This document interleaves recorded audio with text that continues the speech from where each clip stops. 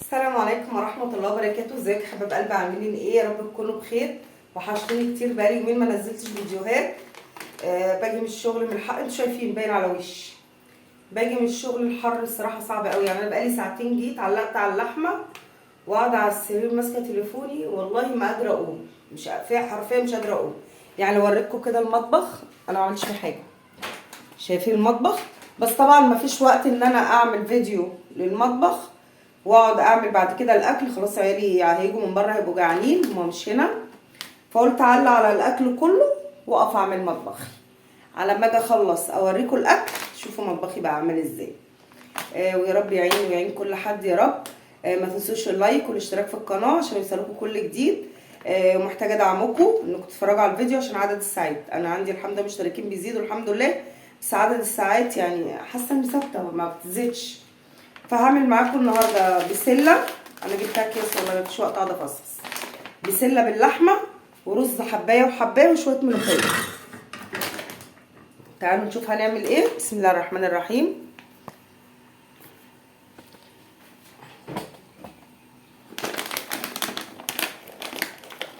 انا بفضي البسله، انا ما بسبكش، انتوا عارفين ان انا ما بسبكش، انا معدتي ما بتستحملش اي تسبيكات. وفي نفس الوقت كده الطريقه دي بتبقى اطعم بكتير. ومعايا البصلايه، خرط البصلايه كده معاكم على طول. انا مولعه البوتاجاز على طول كده. بسم الله الرحمن الرحيم. خرط بصل كده على طول صغير. مين بيخرط البصل زي كده؟ دي طريقه ماما وطريقه تيتا الله يرحمها، كان بيخرطوا البصل كده ويطلع. بصوا بس البصل صغير ازاي، ولا كبه ولا اي حاجه. خرطت البصل، انا مش هخرطها كلها، ان البسله مش كتير وانا مش بحط بصل كتير، كفايه او كده.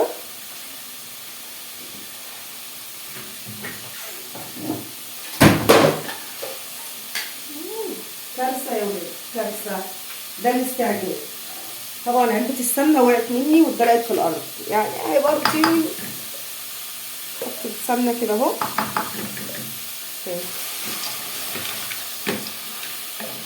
الحمد لله الحمد لله على كل حاجه، الحمد لله. هنا فلفل اسمر، فلفل اسمر وسكر، معلش انا بحب احط على البسله سكر.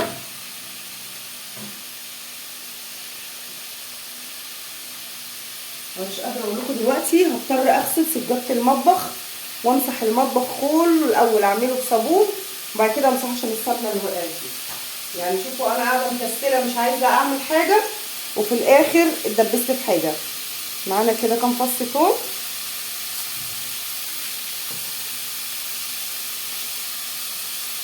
وهحط لها مكعبين مرقه، بس باينه راحت تجيب مرقه، فانا قلت اقوم اجهز كده على ما تيجي، ان ورايا حاجات كتير قوي. طبعا الشقه انا مش هعملها النهارده، انا بكره كده كده شكلي كده ما عنديش شغل.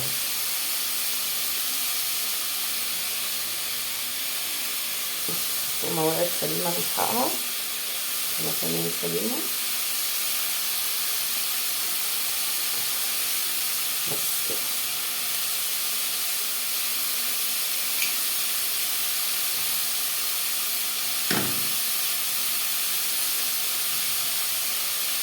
انتي شاطره وايدك تبقى شغاله في كذا حاجه، بس ما تخليش زي وتوقعي السمنه. هوريكي دلوقتي منظر الارض بقى عامل ازاي. والله العظيم ربنا يعيني، ربنا يعيني يا رب. واحده برضه لما بتكون معاها عيله كبيره شويه ان هي تسندها، الدنيا بتبقى سهله، غير ما تبقي انت جايه من مشوار للشغل طول النهار، بتيجي على البيت على الاكل على المواعين، يا ربي. الحمد لله احنا خلصنا امتحانات، يعني راح عن دماغنا موضوع المذاكره، هنبدا بس كورسات الانجليزي. يعني المفروض كنا بدانا من الاسبوع ده، بس انا قلت اريح الاسبوع ده. طبعا انا جيت علقت على اللحمه سرقتها عشان ما نجيش معاكم كتير. انا هنا حطيت كيس البسله بالجزر، حطيت عليه بصلايه صغيره، حطيت عليه 4 ولا 5 فصوص ثوم هرستهم، ومعلقه سمنه واللحمه بتاعتي، وهغطيهم كله بيدبل مع بعض، وهتلاقوا الريحه طالعه رهيبه. اول ما يدبلوا معايا بحط عليهم الطماطم، ما تحطيش طماطم كتير في الاكل عشان ما يبقاش تقيل، يبقى خفيف. هغطي الحله بتاعتي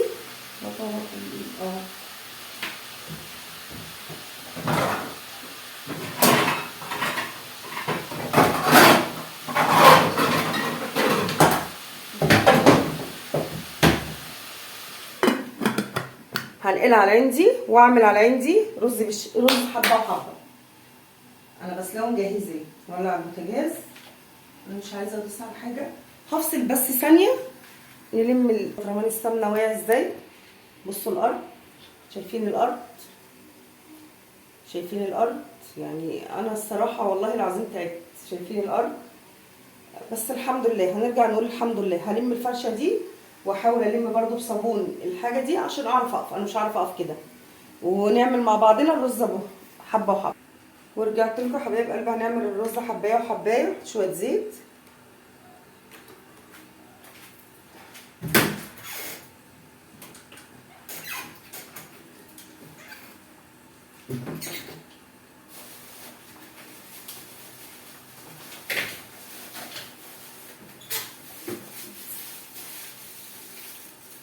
شويه رز. انا ما بغسلش الرز اللي هحمره زي الشعريه، بتعامل معاه زي الشعريه، ما بغسلوش.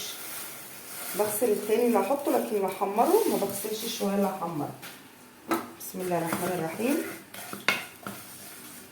تعالوا شوفوا كده معايا الارض. طبعا اهي عملتها بقت زي الفل. ثواني كده هوريكم. مسكتها عملتها، شايفينها بقت زي الفل. طبعا دلقتي صابون الاول ودعكتها، وبعد كده رحت مسحاها مره واتنين عشان الارض ما تبقاش مدهننه معانا، وانا بكره حاجه في حياتي اسمها دهننه. اهو يا رب يكون واضح كده الرز. احمر، علي النار عشان كنت موطيه على البسله. والبسله عندي هنا اهي تتشوح، متحطش عليها اي حاجه. هقلبها، تقلب وبتطرى وبتبقى جميله. هو كيس البسله ده بس مشكلته جزره كتير، انا ما بحبش جزره كتير في البسله. لما انزل كده مصر الجديده بجيب الحاجات دي الصراحه جاهزه، بجيبها متفرزه، بحطها اغسلها واحطها في الفريزر. تبقى ست فلاحه كده يعني قاعده بيها على ما اروح اخلص طلباتي وكده، ولا اعمل لي مثلا 2 كيلو بسله 3 كيلو بسله وارجع اخدهم منها. بينفعوني الصراحه، انا ما عنديش وقت الصراحه اقعد افرز واجيب بسله وافصص والكلام ده.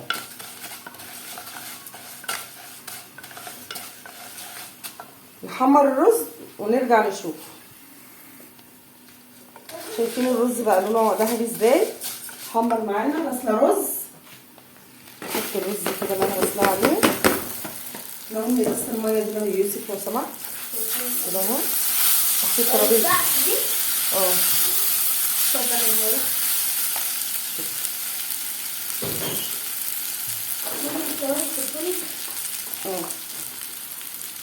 حط ملح،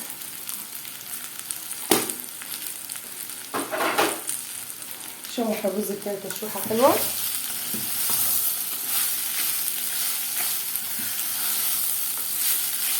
جربوا البسله يا جماعه بالطريقه دي، ما بتستحمروش بصله وتسبكوا قوطه والكلام ده، لا جربوها ان هي تتشوح بس بتنزل ميتها مع اللحمه مع البصل بتكون بتديها ريحه حلوه قوي.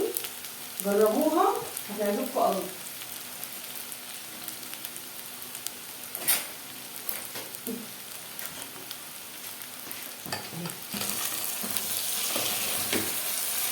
خلاص هي كده كويسه، حمرت اهي.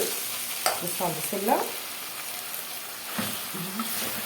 والله اللي بيقول لي يا جماعه يعني بيني الاكل، انا مبينه على قد ما اقدر. انا مش هعرف اعمل بايد، انا يعني زي ما انتم شايفين كده بقلب بسند الحله بالايد الثانيه عشان ما تقعش، فمش هعرف اعمل كده وكده. فانا بحاول ان انا اقرب لكم على قد ما اقدر. معايا هنا طماطم ضرباها، هنزل بالطماطم كده بعد ما البسله خدت التشويحه الجميله دي. بس ما بحطش الا فلفل اسمر وسكر ومكعبين مرق. خلاص كده سيبها تتسبك، هي تتسبك القوطه مع نفسها، وهي تقريبا استوت. اللحمه مسلوقه والبسله المفرزه دي بتبقى خلاص يعني ما بتاخدش سوا. خلاص دقيقه على ما الرز يتعمل. وادي الرز بتاعي اتشوح تشويحه حلوه. هبتدي بقى احط له الميه بتاعته. بسم الله الرحمن الرحيم. بسم الله الرحمن الرحيم.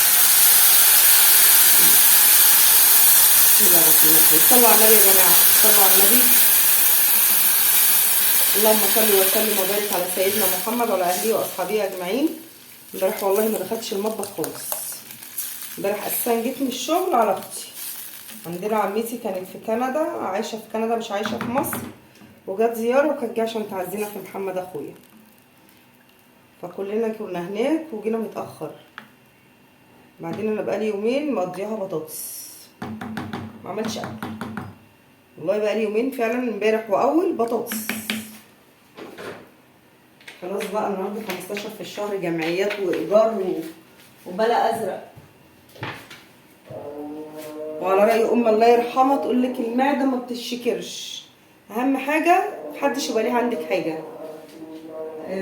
غطا الحله كده. خلاص انا عملت البسله تسبك معانا، وعملت الرز يستوي معانا. هفصل معاكم وارجع اوريكم الاكل اللي عملناه على ما اشطب المطبخ واوريكم المطبخ عامل ازاي. هرجع لكم تاني يا حبايبي. اكل يا حبايبي، خلصت الاكل بتاعي. ادي الرز حبايه وحبايه، معلش الاضاءه وحشه قوي. ادي رز حبايه وحبايه، وادي البسله بالجزر. ما انصحكوش ان انتوا تجيبوا البسله النوع ده، ان زي ما انتم شايفين هوريكم. انا حاسه ان انا طبخه جزر، يعني شايفين بسله قليله قوي ازاي، غير بسمه. طبعا انا بجيب بسمه، بس انا دي جبتها وانا جايه من الطريق من المنفذ بتاع الجيش اللي هو امان ده. ما انصحكوش بالبسله دي خالص، حاسه ان كلها جزر. انا لما بعمل بسله يعني ممكن اعمل نص كيلو بسله على جزريه واحده. انا بحب البسله بتبقى. هوريكم النوع بتاعها اسمه ايه عشان محدش يجيبه. اهو اسمه بيور بيري، اسمه بيري. محدش يجيبه انه مش حلو. زي ما انتم شايفين جزر جزر، يعني البسله قليله قوي، جزر اكتر. فيا رب يكون اكلنا عجبكم. هعمل لهم ملوخيه بس مش دلوقتي، هما لسه ما جوش، فانا هعمل لما يجي ياكلوا. انا حطيت ليوسف بس ياكل. واشوفكم على خير. باي باي يا واوريكم حبايبي. بصوا المطبخ. بصوا المطبخ بقى جميل خلصت قوي. ما فيش ثانيه كنت مخلصه المطبخ بتاعي. وطبعا الارض انا عملتها لما وقعت السمنه. واشوفكم على خير. ما تنسوش تحطوا اللايك والاشتراك في القناه. والسلام عليكم ورحمه الله وبركاته.